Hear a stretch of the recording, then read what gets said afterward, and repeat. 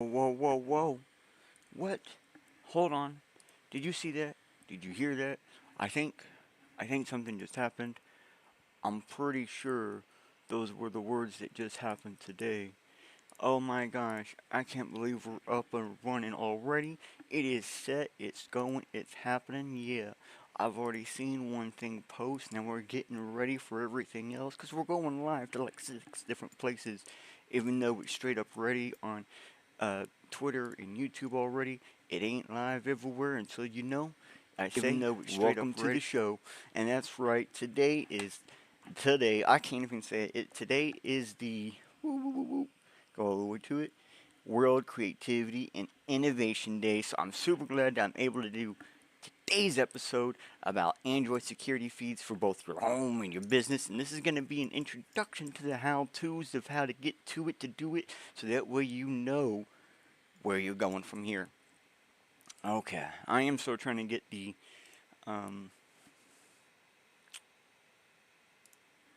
chat going, but I guess we'll jump into the thick of it, because if you didn't see it, then you'll probably see it now. It says we are past the age of information, we are now in the age of action.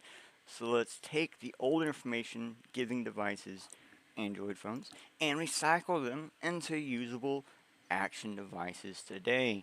And I would like to thank today's sponsor, Shieldfolio.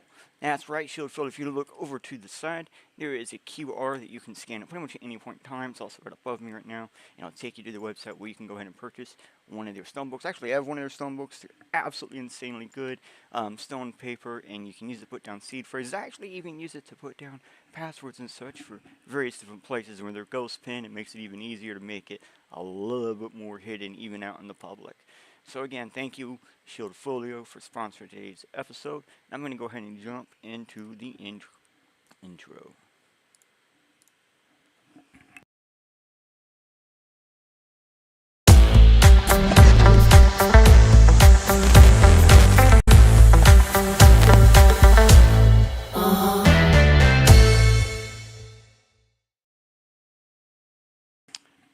All dang. Thank you again, Shieldfolio, for sponsoring today's episode. I'm going to go ahead and drop this down. Ooh, that was the wrong drop down. Heh, there we go. Alright, so as I am pulling this all together and getting it set up to where you can see the chat, let me go ahead and read off what it says right here. Basically saying, the whole point of today's episode, I guess, is really to change your perspective on what we consider security, or, because it's like many people have multiple old phones, and, well, some people actually want to do something with them. Other than just giving away for the data ripped for mass ad attacks before shredding the components down to become just e-waste. Yes, this is recycling episode, except today we are going to recycle Android phones to create security feeds. We're going to go from data in hand to video feed security. Because it can be done with some pretty unusual ways, but you know what? We're talking about free and open source today, so normally an episode like this would require lots of informational history, and we normally would go, okay, so let's break into the worst parts, but we don't even have to say it like that today, because it's actually very little that needs to be covered, as in terms of like history. Alright, now I think that is the chat. Let me see if it's yeah, okay, the YouTube chat should be up. If you go in there on YouTube and say hello or something, it should pop in.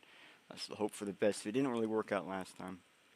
And so this ends up being an extremely easy and potentially free way to get security feeds with Android phones as cameras. However, if you want to have a more like upper end experience, we will be including and be talking about options that you will be seeing throughout today that are going to allow you to get that better experience as opt-in only upgrades. Which again, that means you can do this free to start if you have some old phones lying around. But we are going to show various methods, including pay methods that could give you that like full experience of what you'd be wanting if you went to a major player. You've probably noticed we're in a new environment today. We are actually in your internet lines, going through space, trying to figure out what we're going to do today. Because when I say what we're going to do today, it's a couple of different things, and we're going to do this in a strange but fun way. So first, we'll go over how this can actually be recycling, because maybe be a business opportunity for your local area. Then we're going to visit, and we're going to take the whole idea for setup, the AI-powered Android security feed system, right? Then we're going to go over machines that should be able to handle it. Then finally, we're going to show the process to install, setup, and the methods to use. And then a lot of major help points and installation help will be scattered throughout today's episode, so please pay attention, because we're going to be jumping into the expensive world of free security feeds. That's right, normally security feeds is one of the most expensive things that you can get in your home, and today we're going to show you how to do that as free as possible. And I say that meaning I've actually tested this completely for free, so I know it does work. Um, let's get into it. At any point in time, you'll see over on the top, you'll see a drop down. That is a QR. You can scan that QR. That QR should work for you, and that will bring you and allow you to follow where we go as we go. So this first place we're looking at is kind of like one of those generic recycling electronics places. And I mean, I can't just say recycling electronics is e-waste, because there's so many of these places that make it seem so different. And they're in the US and UK, and they say they'll buy your device. And a lot of times, if your device isn't about 3 months new, so if it's not within 3 months of release, basically they'll only give you like $1 donation in the USA and carbon credit offset in the UK, if you even get that. Some places won't even do the carbon offset. So as we look down and see who we are, blah, blah, blah, we're actually going to go over directly to their terms and conditions, a very small link at the very bottom of their page, and we're just going to search for a simple word, data. That's it, and you'll notice it takes me automatically to the bottom of the page for some reason, and we were at the top. We tell it to go backwards, and it says, in no event will be liable for any loss or damage, including without limitation, indirect or consequential loss or damage, or any loss or damage whatsoever arising from the loss of data, or profits arising out of or in connection with the use of this website.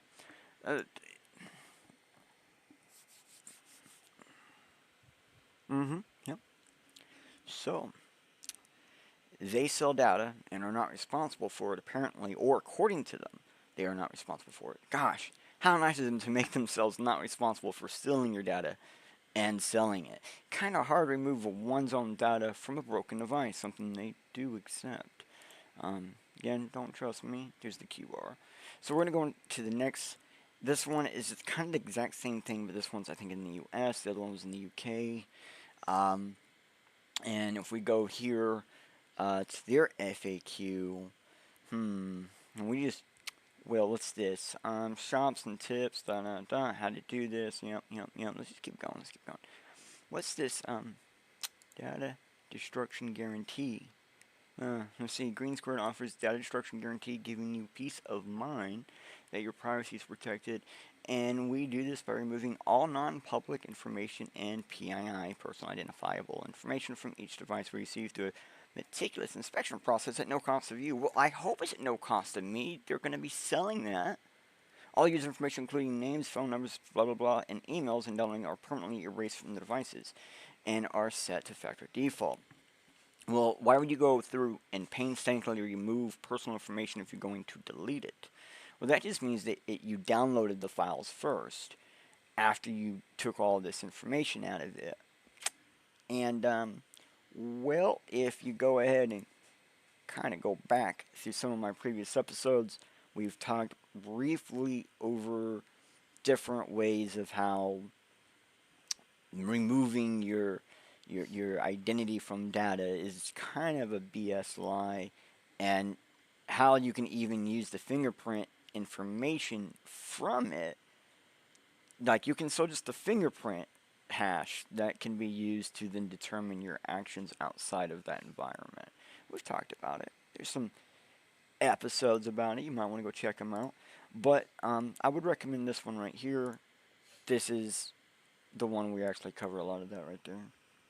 Just give you a heads up. We're just going to keep going because we need you guys to be able to to recycle your phones. We want you to understand that what we're doing is recycling. The reason why I want to review like anti-recycling propaganda, why I want to review stuff to show you what we're doing is considered recycling, because there's a lot of people out there that want to help in any way they can. And what if I told you those phones that you are being told you have to change out every year can still be used for something, and you don't have to give them back? They're yours, and once you buy them, they're yours. If you buy them out completely, they're yours. Why not use them, right? Like, for real. Reuse and recycle, right? So if you go through here, it kind of shows you, oh, there's the image I'm really wanting to see. See if I can get it to pop up. There we go. So, what exactly is e-waste? E-waste for the, see if it'll pop up this way. Whoa. I hate it when they do that. They were letting me view this image in reader mode yesterday. E-waste is any electrical and electronic device. Why recycle electronics responsibly? E-waste releases toxic chemicals. E-waste dumping in the trash is illegal. We are losing tons of finite resources. Exporting e-waste is just, they're putting it in underdeveloped countries and just unloading it on them. This is normally a site I wouldn't want to go to, but it's actually like good information, as in like why e-waste is bad, right? And they also go through kind of the points that you can recycle in any electronic device, but it's not actually done, and it's not really beneficial, and it's really painstaking, and it's difficult. Even Business Insider, back in 2021, talked about how 6 million pounds of electronic waste gets recycled. And it's something only like 17% of the total amount of supply that ends up happening like that. So 6 million pounds is only 17% of the total electronic e-waste. And even this 6 million pounds is not fully, like, you go through here, you find it's not even being fully e-wasted. Most of it is just being offloaded somewhere else. Like they said, back here, it's, exporting e-waste makes things worse, as irresponsible recyclers dump those into undeveloped countries or just dump it directly into the ocean, which Business Insider kind of got that ideal. They did a whole thing on it and how it's difficult to separate, and they went through on the manufacturing plants because it's not a simple, easy process, and it can take a lot of time and energy to get there. My dragon just fell. Well, this kind of brings me to a weird spot. Why repair is important, why right to repair is important. Here is Louis Rossman, his right to repair explained in $1,000 60 MacBook. seconds. FTC rulemaking testimony from Louis Rossman came on. This is one of the people that actually fights for right for repair in America. So, good resource. And the main reason why I bring him up is because he helped invent this. He helped invent the Repair Wiki. This allows anybody to figure out how to repair just about anything. I'm learning how to fix my own drones. So, I mean, okay, so still got some stuff going on. But anyways, it exists. It's there. Yeah, I might not be human. And it's free. That's the important part here. It's free. So I don't even know if I can prove that I'm human. Oh no, I cannot do these. I'm not even joking. I cannot do these. Oh, thankfully. So yeah, we can even fix our own drones. So a free wiki to help you repair anything you might have kinda is really important. As you see, it's the Repair Preservation Group. Awesome.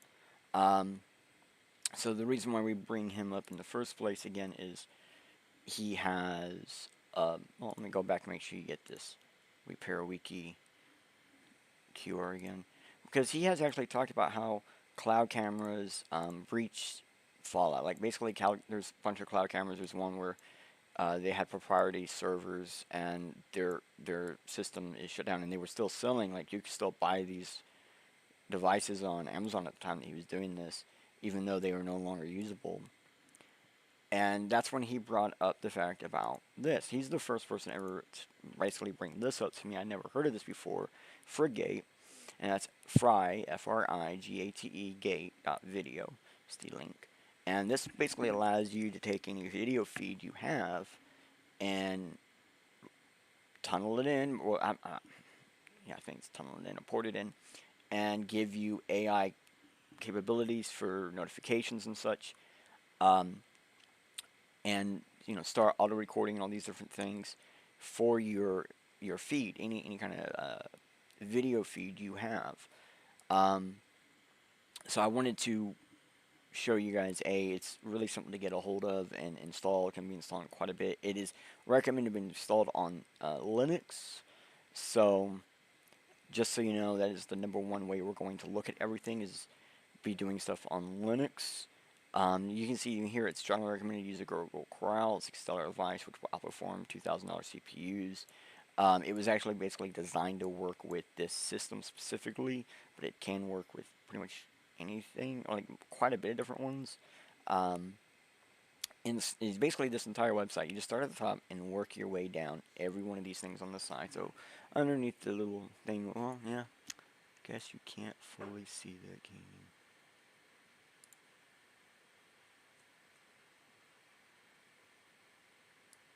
And that side is normally where we have, there we go. That side is normally where we have the stuff that we don't want to view on the screen. So we can see there's a bunch of stuff on the side. You're just simply going down. The very next one is installation.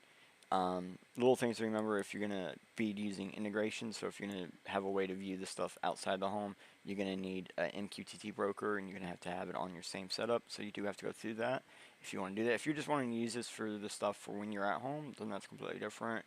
All the camera setups, how to bring in the pipelines to tunnel everything in, and it's pretty simple.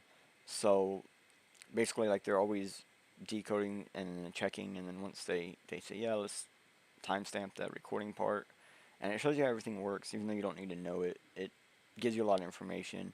Once you go through installation, you install it and get it set up. It's going to use Docker for pretty much everything. So one of the things that we were looking at was, since this required Docker to pretty much do 99% of the work, and it's set up to where you can just basically let Docker pre-install it for you in a certain way, and depending on what device you're using, you can make that. This can be basically really simple because of Docker. So we found as many things to work with Docker as I can to ensure that, you guys can make this all work very, very easily, frictionlessly. If you just stop at every page we show you today, if you just go from the top down, it's gonna explain to you in exactly what to do by just copy and paste what you need. And as I was kind of scrolling through, you'll see like they're like using this and or this, so you can actually see what they're. It's like, oh, so I need to just, okay, so we're just there's a copy right there. So like we can even they're making it set up to where you can just boop, copy, go on. On all of these are gonna be set up like that. It's all set up super easy and designed for frictionless. So I know some of the things we're gonna look at today. They're gonna be Windows or Windows electronics that can be flashed to Linux or can run Linux. And so I did find this, which actually is a fully easy way to get Frigate going on Windows. So you don't have to, there you go, top, bottom, do exactly what it says. You'll get it going pretty quickly. And this is specifically for like Windows 10. Otherwise, you'll pretty much be using VirtualBox probably for some stuff, but they recommend if you can go straight to like Debian, just go straight to Debian. And we'll get into that. Oh, and I'll get into a recommendation for that later. And if you're not sure how to use VirtualBox, we have a few different episodes in our previous season, and I think in our current season. So this is our previous season of Changes Perspectives, and you'll be able to figure out how to learn how to use VirtualBox through a few of our different episodes. So we're going to go back to where we're going. So here's the next step in the process. This is basically the integrating system that will allow you to contact and see your stuff when you're not at home. This will basically allow you to have access to the videos being recorded by Frigate, and being separated and all that. This will allow you to view these when you're not at home. This will allow you to have basically a NAS set up in the house, and it's very, very comparable to one that they are very bluntly mimicking. And it does not require much. A lot of these, I think this is like one of the most that any of this requires. 4 cores preferred, 6 gigabyte preferred. I would say 8 gigabyte RAM would be better. And Debian has been so far the one that we see constantly as the recommended. And there is ways if you just use Docker to do it directly on Windows. Super easy. So keep that in mind. We make it easy for Windows. And again, it's just start at the top, go work your way down. Everything that you need to do is in here, even stuff you don't need to do. Like the next one is like install scripts, experimental. I wouldn't recommend this one. This one I'd recommend, which is a really easy way to do it. Look at all that. Just copy, boom, paste. Oops. Copy, boom, paste. And just keep going. It's simple. You'll have it running before you know it. So let's go. So let's get some recommended hardware. I wanted to get some hardwares that is cheap, affordable, and potentially worth getting. So this is probably like the one that I saw that was like maybe your best choice for just like random hardware that most likely will work. It's a small little mini PC, and it's got all the major points that you want. So we're going to be showing you more than just this. And I'm not like saying, hey, any of these will definitely work, or this. I'm just saying spec-wise this should work. So if you don't know what to look for, copy the specs from here and start searching. So here is another one. Oh, let me go back and give you this Amazon link. And let me go in here and give you this Newegg search. So Newegg used to accept Bitcoin, and so I wanted to make sure I didn't include these guys, because as you can see, this search is set up to look for stuff exactly in the range of what you're needing, from it being in stock, it being sold by Newegg, having at least Windows 10, and good cores. These should be able to be set to Linux, especially Debian, and we'll get into a recommendation on that here shortly.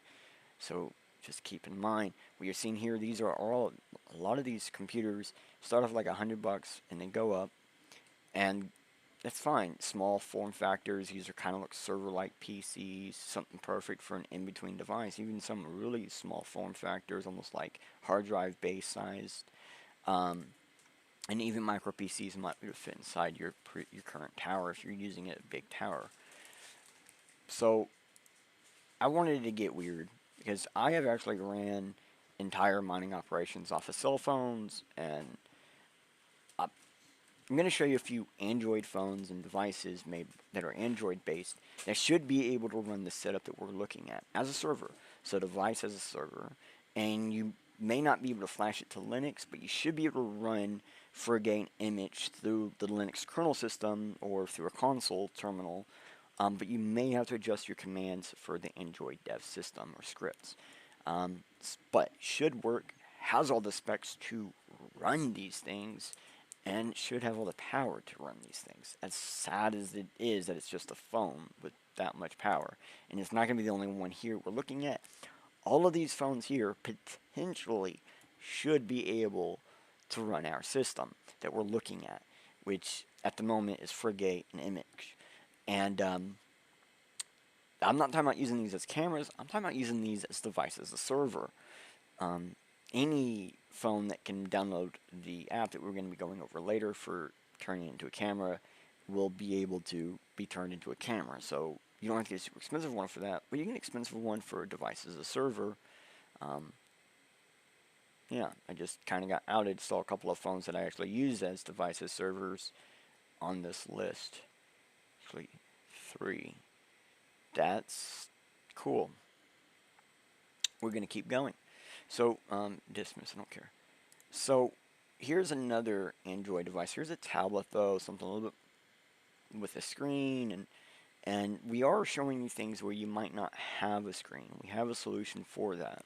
And at the moment, you're probably thinking, man, why are you just showing us a bunch of TVs and screens and things? And it's like, if you haven't noticed the theme, well, the stuff is actually about cheap. It's pretty cheap.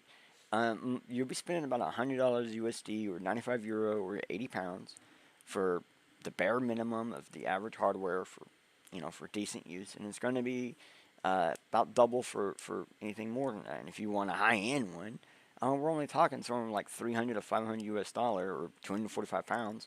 That would be able to get you up and running with ease. And that's kind of the point. Is what I'm saying is, like, you might not even have to buy an actual device to use as a server. You could probably just use whatever you're using if you're not using it for a whole lot of stuff. Like, I use a work machine currently to do a lot of what you're talking about right now. Like, currently right now, I'm using half the system we're talking about currently as we're talking just to do this.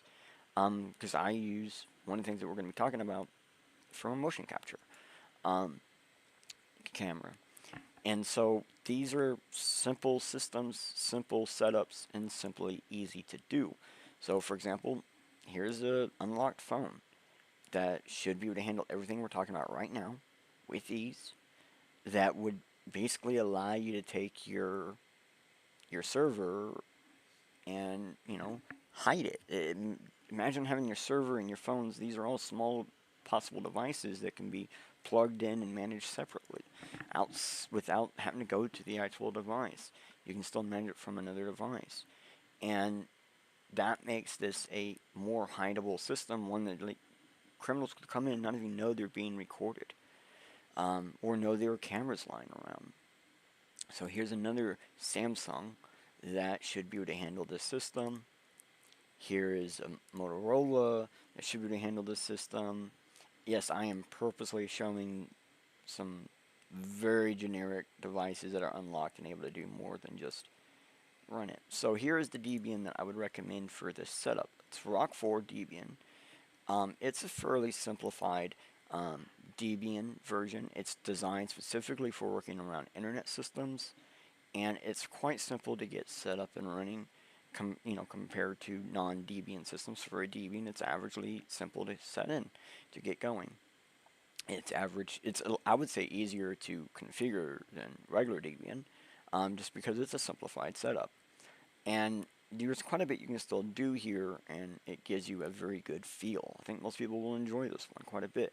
So it's lightweight, it's fairly decent, it's good, and it should work on many machines. But to be honest, just regular Debian would do fine, or almost any Linux that you can get your hands on. So now we're going to the big point of today's episode.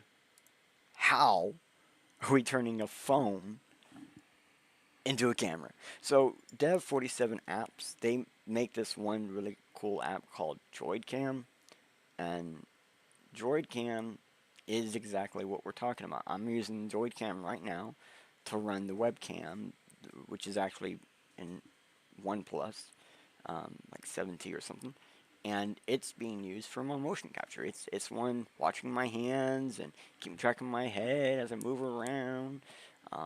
It's the reason why I can have a Linux penguin on my head. I can have Linux penguin right there on my head, and I can have a bass bee on my head.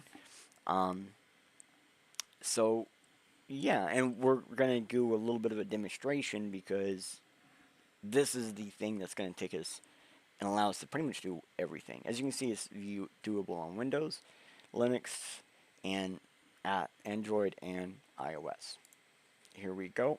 Here's DroidCam. Wait, hold on a second. Let me go back and give you this one. And now, because it just brings you here anyways, in case they make some other ones. DroidCam turns your phone into a webcam for your PC. This your webcam.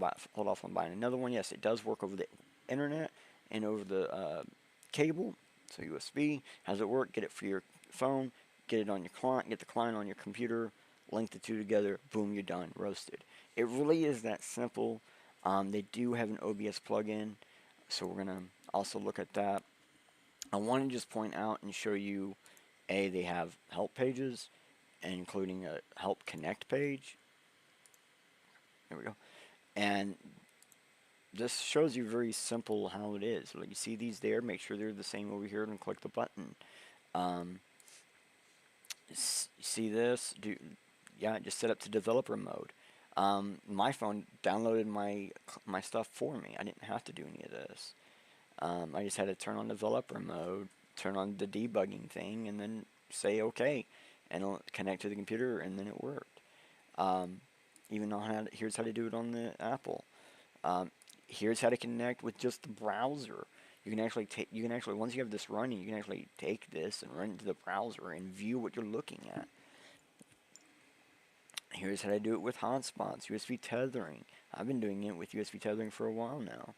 I would not recommend the server mode, but they say it's in here. I could not get it to work. It should work, but it did not work. And that's fine because when we go to JoydCam OBS, it is going to be like this sweet little extra version that's going to make you just happy with glee. I have JoydCam X, which is the main one. And I'm going to be getting this one next month because I didn't know they were two different purchases. So that's the only downfall of this. If you want this one versus the other one, they're two different purchases. But OBS version allows you to have however much your computer can handle on OBS, and that's how much you can do. It is a separate app on the phone, so this app right here is the one right above me. That's actually a different one than the last one that we were just looking at. And then the actual plugin, again, available on all of them. How to use, you just click. It's pretty simple. Now, one thing I've noticed that you have to do, and let's just see if we can bring this up for you guys to be able to see. Alright, so here is my OBS little window, and you can see it says using JoydCam.app because I haven't paid for the paid version yet on this one. I only have the other one. So we can pick and choose our resolution. We can pick the video format. I just let it pick for me. I put in the Wi-Fi IP. I had put that in there. So I'm going to hit deactivate, for example. So this is how it looks normally.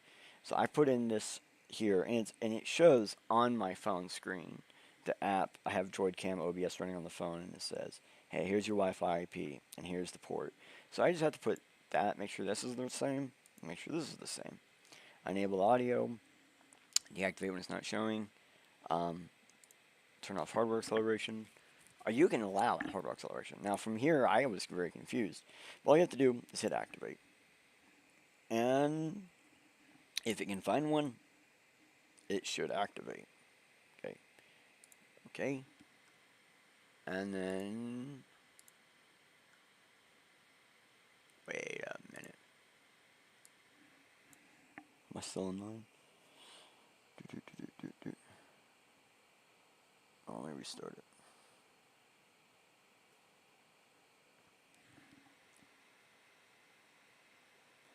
Like, oh, come on.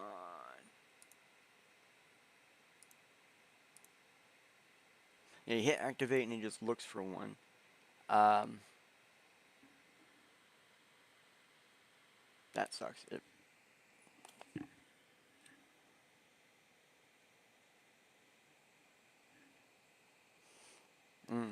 Well, we will keep going because, like I said, I'm using this right now. So here is me, my screen, what you're actually viewing. That's why it looks like my hands are moving all the time, because my hands are technically out of screen most of the time.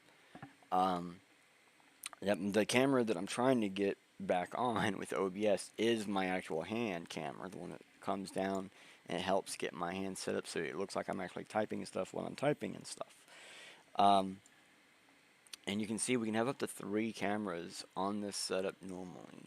So up to 3 cameras. I'm on USB, so I'd have to run the other ones on USB or run everything over the air. That's the only downfall that I found with this is it's either all of one or all of the other. You can't do like 2 with USB and then 1 over the air. But you can run up to 3. OBS, you can run however many OBS will be able to output to. You can make the screen as big as you want, whatever.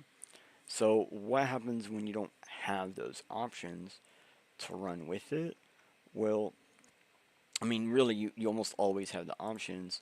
But I want to say that perhaps, oh, we already saw this one. Yeah, we were just here. I want to say perhaps there's another reason why you're unable to actually use this or do something like that. Maybe you can only use the Droid X one, and maybe you can't use OBS. Okay, cool, whatever.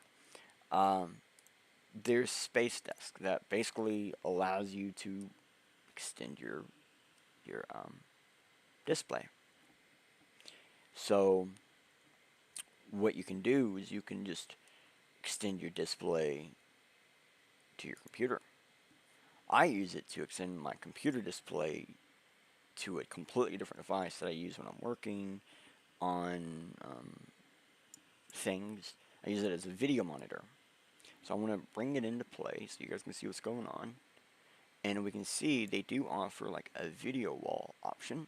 It's like right above my head. And that would allow you to have like all of your screens from your phones, your device as a server, would be able to basically, if you have an actual device, not an Android phone or Android tablet, you're running like a main hardware, you could actually run multiple different virtualization boxes of lightweight Debians that would allow you to then have up to 3 cameras per instance, and this would be allow you to then move all of that down to one spot here out of your server, so you can just view it like it's a monitor. Like this becomes a monitor for you.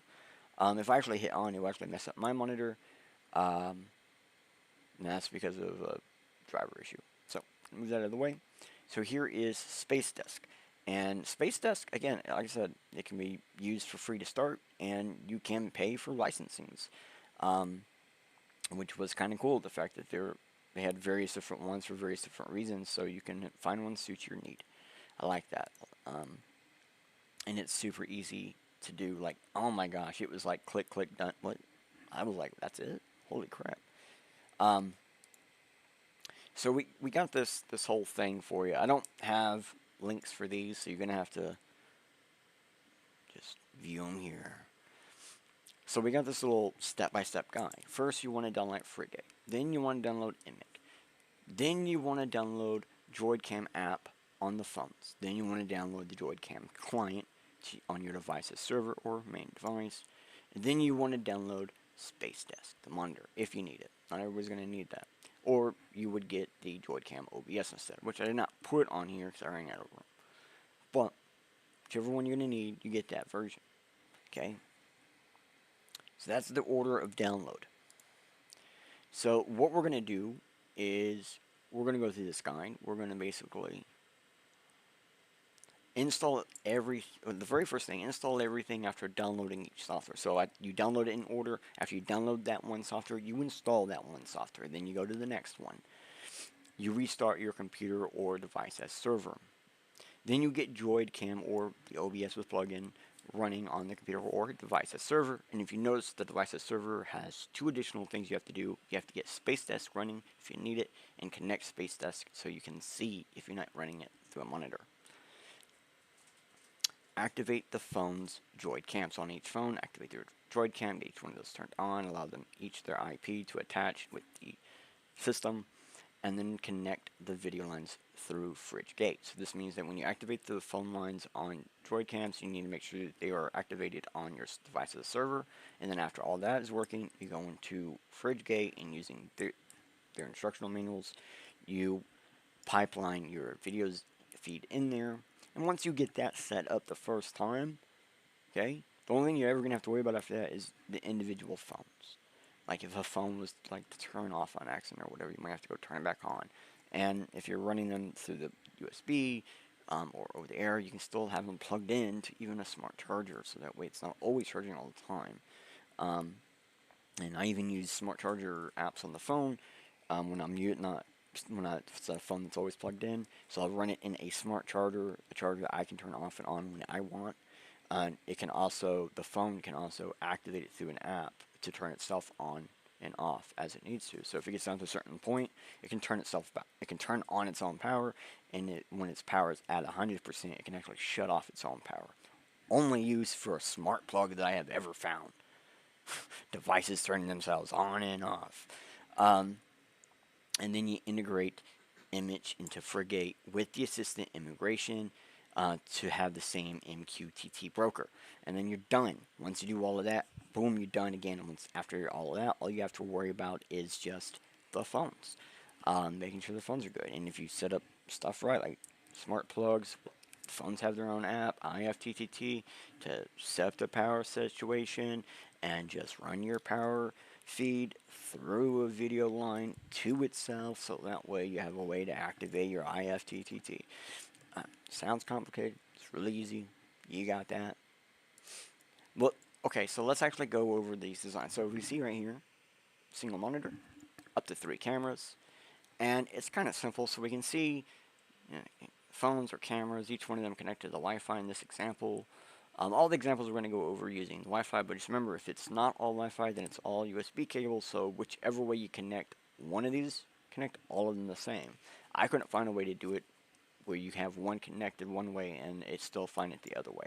I could not figure out.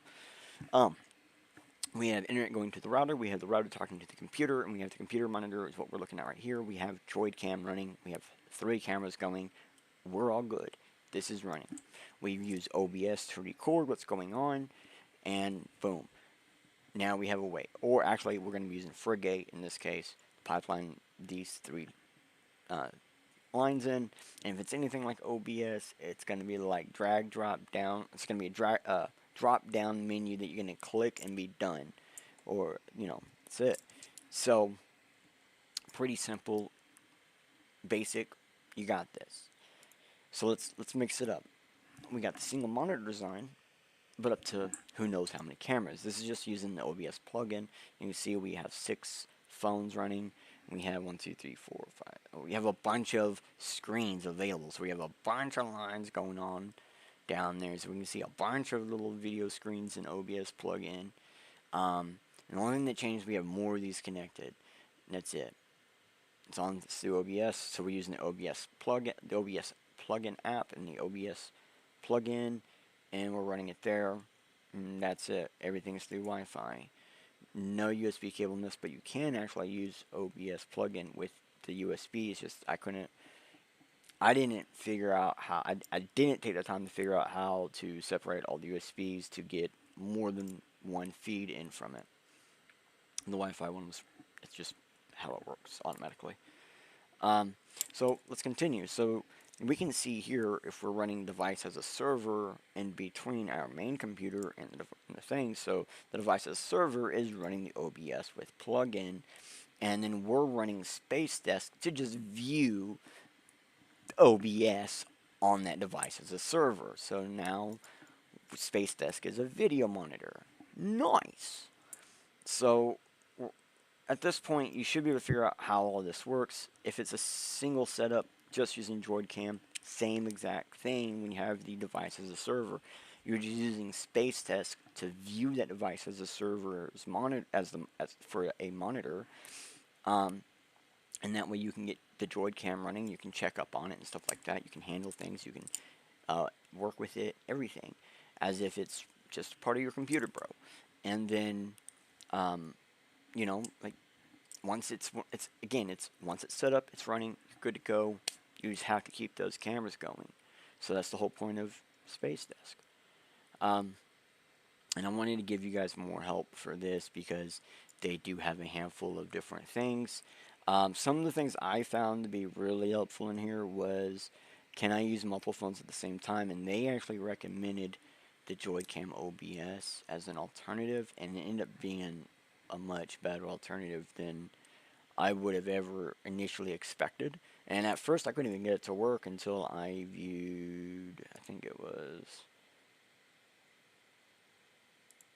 yeah, this little video right here is all I needed. This is all I had to look at, and they were like, just click, pick, type in your Wi-Fi address, make sure it's the same on the phone, make sure that's the same, hit activate, boom, you're done. I was like, that's it? and then I did exactly that and it worked. So let me give you that link just in case you don't have it. So at this point, um, so at this point, you really just have to set up the applications, get everything connected, and that's it. And I found the easiest method for getting the cameras up and running with just an app, well, at least one other application like the OBS with plugin to run the entire system. So that's it. You're able to do this completely through OBS alone when you're using Droid Cam.